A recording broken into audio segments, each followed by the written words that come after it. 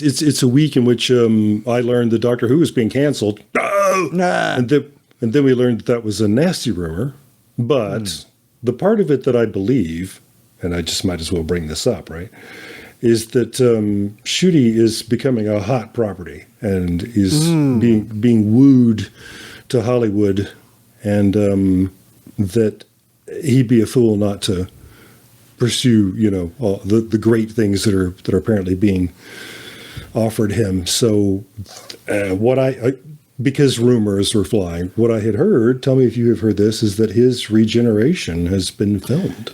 I don't know if I heard it had been filmed, but I have been hearing rumblings that this would be his last season coming up. So I'm hearing and I've seen everything that you guys are referencing, and it's also been announced that on the 12th of April we will be getting season 2. Correct. So with that being said, does that mean at the end of season 2 we will get a regeneration? Because to my knowledge, Christmas episode hasn't been commissioned / recorded yet. File that under things that make you go, Well, I'm just glad the season is coming back in a timely fashion. So right. I'll think about the other stuff later, Just be happy Doctor Who is coming back. You, Clarence, said something that has been front and center in my head when thinking about Doctor Who lately.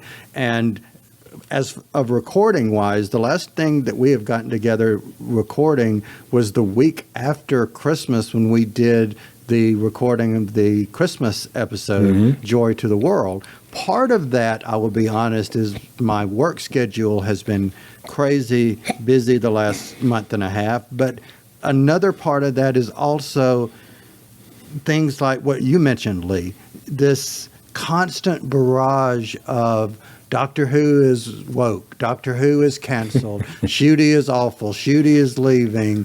Even a channel, I'm not going to call the channel by name, but I love listening. It's a very cultured channel. I will say that about Doctor Who.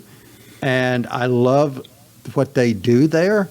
But that being said, even some of their titles seem lately to be clickbaity of it's the end and whatnot. Is that good for any franchise? Who knows? But I just remember, I just always keep going back to the comment that I heard somebody make years and years ago that nobody hates Star Wars like Star Wars fans. Yeah. And some of the other podcasts that I consider ourselves to be the flip side of, just make me say, wow, nobody hates Doctor Who like Doctor Who fans. But yeah, does that make it better? I don't think so. One of the great philosophers of our age said, haters gonna hate. So I don't know, maybe it just means it says more about them than it does about the show or anything else. But I don't understand the impulse. I just don't want to devote energy and time to tearing something down. I don't. Why? So Clarence, what about you? Because I have a thought, but what do you think?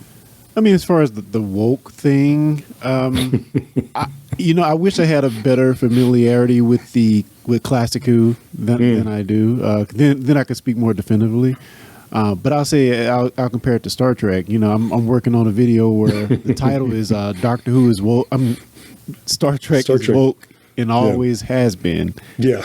And it's interesting. We talk about Doctor Who being woke. What definition are you using? Are you using the classic definition, which is just awareness to social inequalities, or are you using the new co-opted definition that is used almost like a slur, that anything including somebody that's not cisgender white male is woke? And if that's the case, forget those guys. Doctor Who's always been woke in some sense by just bringing awareness to inequality. So yeah, it's weird that we've kind of pivoted into this thing of where if it doesn't look like I want it to look, then it's just woke. Now you can make an argument that the stories aren't great. If you want to do that, we could talk about that. But I think just by using the blanket blanket statement that it's woke is kind of, it's kind of dumb.